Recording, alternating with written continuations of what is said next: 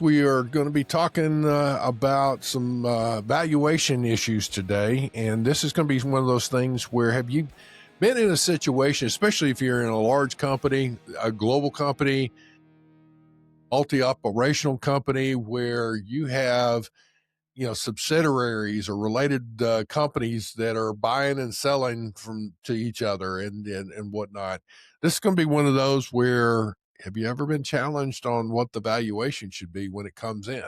Obviously, you're going to be looking at trying to do avoid as much in duty and taxes and whatnot. So we're going to get into that kind of discussion. Lalo, this is going to be one of those where, especially for related party type situations, if you've got partners that are business partners or management that are partners in other companies and things of that nature, this can be an interesting discussion, I think. Well, it is because, especially these days, when you're trying to mitigate tariffs and any reciprocal tariffs, EPA tariff, anything having to do coming in, you're trying to find ways that you can mitigate those through other avenues. One of them is very popular, which is valuation. So yeah. So on the show, we have a somewhat of a business partner for Global Training Center because Renee Cucurelli, which you all know, works for Global Training Center and does hosts her own episodes here on the podcast as well. She helps KBKG, and we have Alex Martin from that firm. Alex was telling us before we hit record, Andy, he was telling us that he didn't quite intend on being in trade with his practice. And I almost want to say, welcome to the club. Nobody really intended to be in trade, right? We kind of all accidentally fell into it. Welcome, Alex. Andy and Lalo, thanks so much for inviting me. And trade has always been a important part of my career in the transfer pricing area. And in fact, I've actually did some international trade consulting a while back before becoming a transfer pricing specialist. And it all fits together, but unfortunately not everything necessarily works smoothly when it comes to multinational companies handling transfer pricing and customs issues. From somebody that has been in the corporate life, even in, with a transportation company, there was still, I work for FedEx, but I've worked for several companies too, but that's one of those things, a lot of things people look at it, well, it's a carrier, so they ought to know all this. You still have your corporation. They're buying uniforms and fuel. They're buying parts. They're buying all kinds of things. And a lot of times there are partnerships that are done in other countries. And so it's a related company of some kind and all of that. So even when you're buying from a source directly from, a non-related party, then you have a related party type thing. And then you've got things where you're trying to help out other operations in other countries, and they're trying to shift over. Hey, we're out of uniforms. Oh, we've got some over here. We'll shift them over. All of that comes into play where, okay, you're a related company. What's the value that we should be, using here and whatnot? It's okay to make a profit so you can bring it in wholesale and then you raise your thing. Or sometimes it's not okay to undercut your price as a source and then bring it in. We're trying to minimize that the cost because it's a related situation, because you can bring it in below market price and then customs is going to have an issue with that. So you're undervaluing. So it's one of those things where there are people involved, generally speaking, that are on this valuation that may not necessarily reach out to the import-export compliance folks. They make their decision on it, and then they get themselves into trouble, I guess is like, so I'm teeing that up. No, Alex said, so yeah, that's almost like a nice little softball on a tee stand there for you. No, it's absolutely perfect. And transfer pricing is all about making sure multinational companies pay the correct amount of income tax by country. So, for example, if I have a German parent company that has a US subsidiary, if the German parent is selling auto parts from Germany to the US, well, if they charge too high a price to their US subsidiary, the IRS is unhappy. Why? Well, they're not getting their fair share of tax in the US.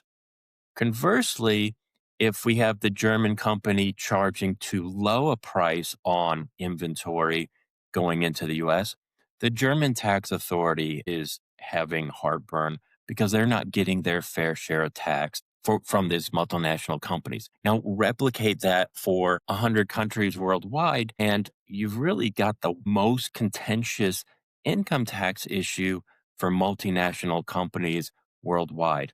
Doesn't matter if you're the FedEx, the Apples, the Coca Colas of the world, or if you're a mid sized company just trying to set up shop in the US, there's a transfer pricing issue in play when it comes to related companies on a cross border basis.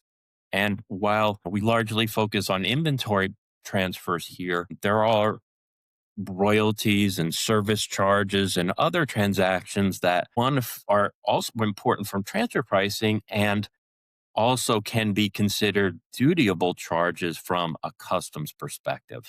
We got a lot of companies, and every other phone call I have right now involves transfer pricing and customs duty. So that is why, a discussion here and a bridge in the gap is especially important for when working with multinational companies.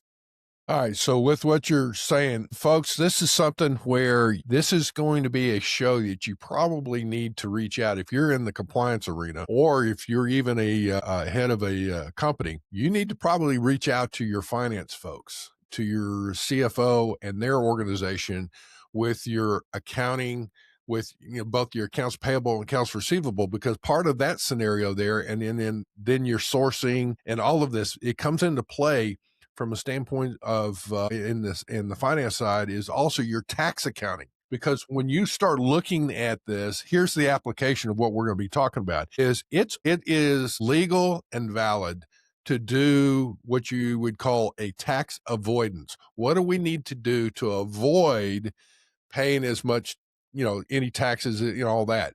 What's not good is to circumvent the tax payment on certain things. So people will get into undervalue and overvalue and all that. So you need to plan this out more than just the duties and taxes that you may pay on an import. It's like you've got to also look at it after you've cleared it and what you're doing. So, Alex, you're talking about it from a standpoint of, from the income tax type thing is on a transfer. You're looking at something here where you're moving it from one company to another, and then turn around and selling that product versus moving it from one company to another to be used within that company.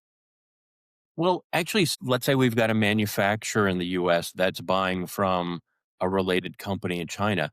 There's a transfer pricing issue in play because, well, that customs duty on that product that's coming across, that impacts both how much duty you pay and how much income tax you pay. The issue that really causes heartburn for a lot of companies is that you can be whipsawed. So basically, customs comes in and says, actually, we think you should be charging 25% more because we want more duty. Conversely, you've got the IRS looking at the same company and saying, hey, we think you're underpaying your income tax. We want to see a lower cost of goods sold. So that causes some heartburn when you're juggling the dilemma of managing transfer pricing. To be frank, a lot of the finance people, customs really wasn't top of the agenda because, well, tariffs used to be, on average 2 to 3%. I'm not telling you anything new, but now we're 25, 50%, what have you. Um, it's an additional cost to the supply chain, but they don't have a handle on how it all applies, and that certainly has been topic number one, certainly over the last 9 months here. Well, with what you're talking about is, one of the things I was talking about in the transaction is reactive of who's involved with this and all. Another party in this, again, it comes back into, there would probably be both finance and marketing of a company, and that's the pricing group. Absolutely. Pricing is going to look at it and making that assessment. So, Alex, one of the things that I'm hearing is evaluate what the valuation should be for, these transfer pricings on an international transaction is you need a multi-organizational team, I guess, to really look at this, assess the situation, and walk through this. So we can talk through this in a minute, but who should lead that kind of, assemble that team, and who should walk through that? Depending on the size of the company, it may be the chief financial officer, or if there's a tax director who also has a role with respect to customs or tariffs issues as well. Part of the reason is that they are facing some surprises on having this very large increase in the price of goods. So to me, I found the most successful way to organize things is have the chief financial officer involved or tax director for no other reason than they have to manage taxes on multiple locations, and they need to understand, well, how does customs fit into the overall tax burden for the company. Well, and you're hitting on something again where I guess you're talking about, income tax of against a company, I guess, or assessed on a company. Generally speaking, that is not something that though the tax accounting department would reach out to the import export compliance group, the It's transportation group, the sourcing group. I mean, traditionally you would not have that discussion, and they may not even realize they need to, I guess, in this deal, right? Exactly, and actually that extends to the CPAs too. The CPAs are real focused on income tax compliance, and they've never thought about customs duties. For most of the companies that we come across, this is all disrupting a lot of tax planning, and so getting people to talk is really the first step for managing this dilemma. I see this as dropping a rock into a really pristine pond or lake. Right, you have this really glass looking body of water, and you throw a rock out there, and what happens? You see the ripple effect. Yeah. I see this as a secondary ripple effect of the tariff situation where people are assessing that, and they're getting, it's like you had your operations, you got everything going. I had somebody on that was saying that in $1 million worth of imports on goods, they had paid like, $16,000 in a year. Now they're paying $600,000 on that same $1 million. So it's like, whoa, man, not only did their situation get disrupted as far as the imports, but I mean, significantly hit on the cash flows and all that. All right.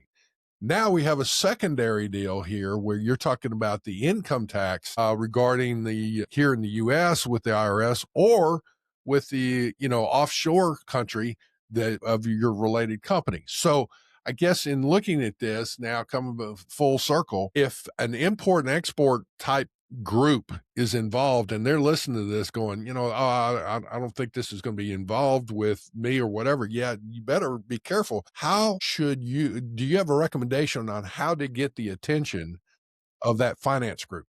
Sure. In general, the IRS is going to, if we've got a foreign owned company that is importing into the US, that $600,000 additional duty is going to reduce the amount of income tax paid or even generate losses. Well, from an IRS transfer pricing perspective, their go to argument is that the parent company should bear the risk of those customs duty. So, in other words, transfer prices of products should be reduced. And that's going to be a big surprise for a lot of companies because it's a new explosion that's really disrupting how much tax you pay by countries. We're trying to juggle that with a good significant portion of our clients because they're not quite sure where the loss from tariffs should end up. And Well, to your point, I mean, what I see is to deal with the significant increase in tariffs, you have two things that are going to happen more than likely of what I'm hearing. One, there is going to be a price increase for the product. but it may not cover the whole deal with the tariff. So in other words, you have two things. One, an increase in the price of the product and an absorption, if you will, of the tariffs, which actually then lowers your margin. So regardless of what the IRS wants, if your margins now are reduced, your income tax, if you will, liability is going to be reduced. So then the issue here is to what you're saying is, I guess, IRS, and the CPAs that are filing the income tax returns and all of that in the different countries, you're going to be looking at it with a reduced margins. That's just another side effect here is that income taxes will be the revenue to the company, to the country would be reduced because your profit margins have reduced. Exactly. And when you come across an audit, let's say for 2025, the IRS auditors may say, "Well, I don't know much about your company, but I do know how much tax you paid." That, while that may sound obvious, that's a really powerful insight for understanding how to mitigate that risk from those customs for those tariffs. So that's a rule of thumb that we use with companies, regardless customs issues or not. It just makes things quite a bit worse now that we're dealing with this really massive increase in inventory costs. So how does that surface in when you're talking about this? I mean, I don't right now don't see this as a front burner item. The front burner item is the volatility of how quickly these tariff deals are being made and how quickly the implementations are of increased duties on imported goods from other countries here as far as the US goes. And then the retaliation or the reciprocal and all this going back and up and down and up and down. I mean, it may go up way high and then all of a sudden it comes down a little bit and they're dealing with that. Yeah. And then, so how does this come into play where I guess we're at a point where the fiscal years, if you're using a calendar year, is seeing the biggest impact on the income tax returns coming in? I guess it would be January or February that this may surface regarding internal to companies. Are you seeing, IRS or our tax authorities that are approaching companies to say their quarterly filings are off or something like that, or what? What are you seeing?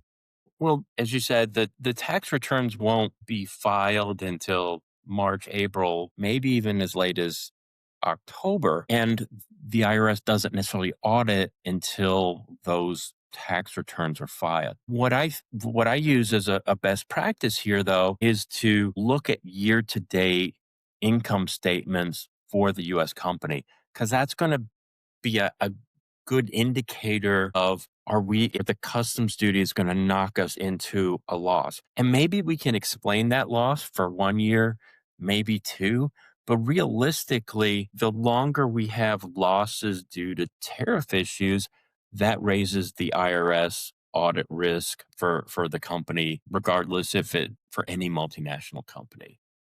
So you're looking at it as at this point that this is more of a preliminary type of thought process that executives of companies, especially the CFOs, need to be looking at to analyze what the impact of the tariffs are on the margins, if you will, of the company, right?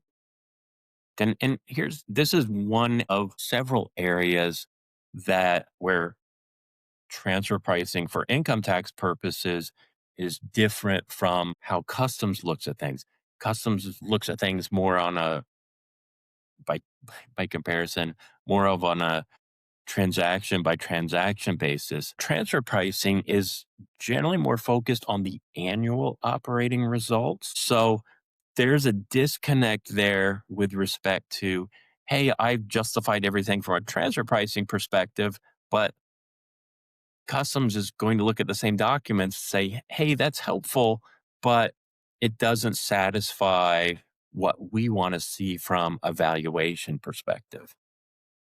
So, to that extent, again, what would you say would be the action that somebody needs to take to get ahead of this? Because what we're talking about here is a very key issue, I would Mhm. say, especially in the from the CFO rankings. Again, that income tax, the tax filings, both in the US, your subsidiaries or your related companies, maybe it's a parent company. The US is a subsidiary and There you you got go. a foreign parent company. Regardless of getting this pulled together, what would you recommend that somebody do that's listening to this? Normally, our audience generally is going to be more import export compliance or import export transportation and logistics. We're fortunate to work with Renee and others at your team on making sure we can coordinate the custom side of things with the income tax side of things. Venture pricing's more focused on the high level income statements as a starting point. So, to the extent you can bring in both not just the US management, but the international management and say, hey, look, here's our income statement, but here's how much worse it is because we've got to pay tariffs. Well, that at least gets people to think about, well, A, can we lower our transfer price? B, are there other charges, let's say royalties, other transactions that might be dutiable under customs audit, but they hadn't really thought about it that way. And third, bringing up things like foreign trade zones, bonded warehouses for those companies that export duty drawback. A lot of the companies that we work with are not aware of those special customs programs can at least mitigate some of the cost of duties. Well, and to your point, though, is that the foreign trade zones and things of that nature, like you said, bonded warehouses. All right, a foreign trade zone, yeah, you're going to take goods, you're putting them into a foreign, if you will. It's Mm, on U.S. soil in this case, but it's physically right there. But then, you're still going to clear some of those goods generally into the U.S. commerce, yep. and then other product of that in that same warehouse will go directly out to foreign countries, if you will, other countries for the sale.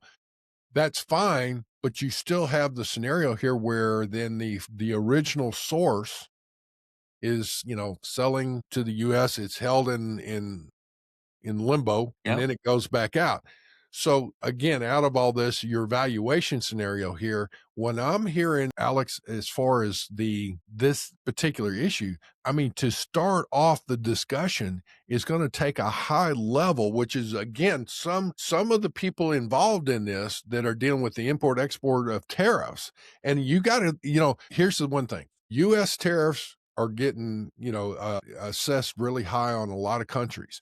Well, they are then retaliating. So you have the import export compliance group of other countries of these companies involved. So generally speaking, again, they're not involved in the discussions when it comes to the income tax.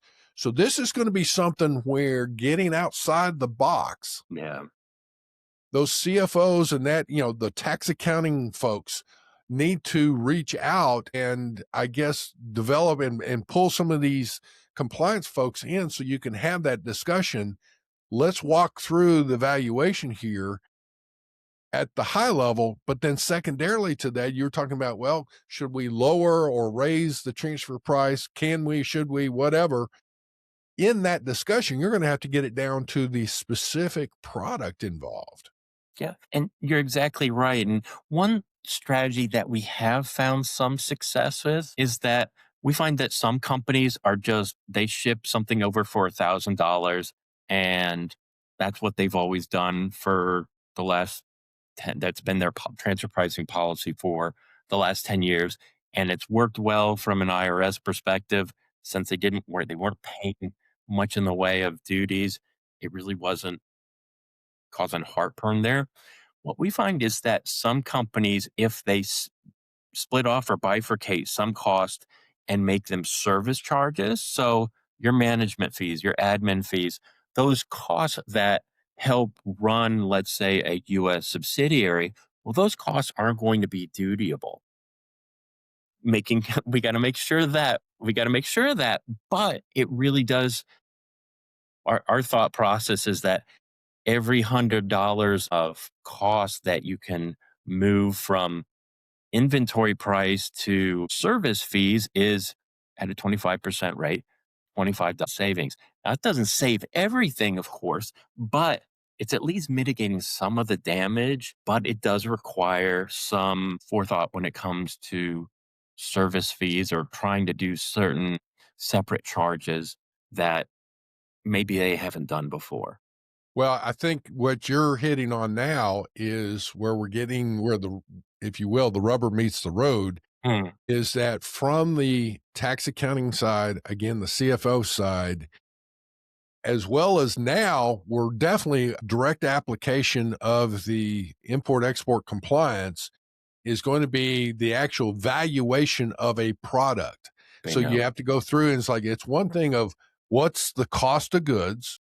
What are the transportation costs? What is the warehousing cost? What's the administrative cost? You start building that whole thing up and you get your pricing involved as well because of the actual then the retail. So then the difference there are you selling the product now, even if it's a related company as far as the source or a non-related, doesn't matter. In this case of what you're telling me is that you've got to get these people to the table, and especially the import export compliance folks, you need to be looking at it and say, should you be looking at the pricing, all these different valuation methodologies, that right there in today's environment may be very apropos. You're going to have a team to literally of some people to go through and start assessing that. Do you not? Absolutely. And that may also include having foreign parent companies being involved in the process too, because they're setting the pricing to those US companies. So it's not just working on the local US companies, but bringing those international colleagues too, because they're going to be certainly less aware of how tariffs work, how where what kind of charges are dutiable versus not. The other thing that bring is really helpful that I found is bringing in that CPA. Maybe the CPA doesn't know much about customs duties, but at least they can provide some guidance on how the tariffs are going to affect the books here. And a large part of our business at KBKG is partnering with CPA firms to be their transfer pricing advisor, and then bringing in some great customs consulting folks because, again, they're going to be adding those ideas that's really just missing. They just don't know. Not just, again, not just the US company, but the foreign overseas company really need to be on the same page here because as you know, customs is going to be more suspicious of cross-border transactions between related companies than what they might be if you're just buying from an independent company. Alex, we're going to need to, I think we've just barely scratched the surface on this as we're getting into it. But from what I guess the takeaways of what I'm hearing from what you're promoting here is that definitely at the high level, CFO level, there needs to be some thought of bringing in your import export compliance, your tax accounting folks, your accounts, receivable and payable, and all those things as it comes into play, and your pricing, obviously, regarding the impact of the tariffs on your margins and considering what that does to the US tax filing as well as your foreign company filings. That's at a high level.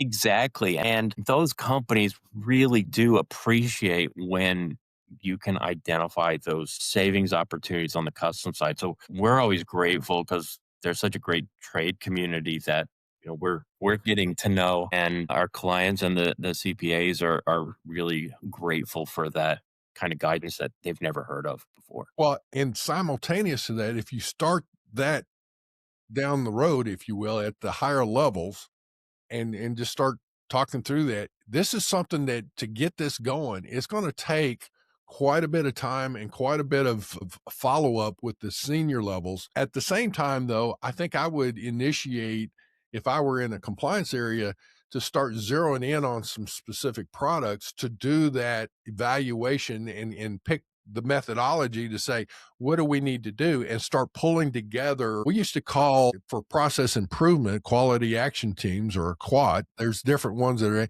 well, you'd pull together a quad of people in different organizations to say, we need to look at this. You've got 2 weeks, you got 30 days, whatever it is, to come up and list the cost associated with this particular product in these different avenues. And you just start. You may not know where to start from, but you got to at least start. At some point, the senior levels, especially in the tax accounting, are going to say, where's this coming from? What do we need to do? What's the impact? And you say, well, good. I'm glad you got it. Here's some detailed information on this particular product. And here's what the impact is of the tariffs. And I think one other thing that would be particularly helpful for the trade community is to ask for something called transfer pricing documentation. And these are reports that are prepared to justify the transfer pricing from both a US and international perspective. And that's going to give, when we're talking with trade consultants or customs consultants, that's going to give you a good handle on at least how the company thinks about their intercompany transactions from an income tax perspective. And then you're not starting from scratch. You're bringing your customs expertise to the table.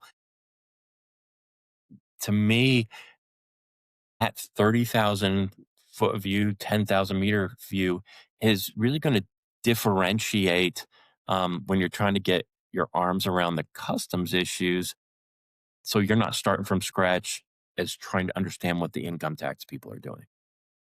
Folks, I will say that as if you don't have enough to do and have on your plate, this is one of those where, okay, everybody seems to be dealing with the urgent, which has been the tariffs have been coming in, the elimination of the de minimis, and now you've got a business model that's on e-commerce that may be negatively affected there. You got to try and pivot and do some things. And what are you doing? Maybe changing sources of products from one country to another, all these other things. And now all of a sudden, we're talking about the potential impact of income tax filings for your company that you normally don't get involved with.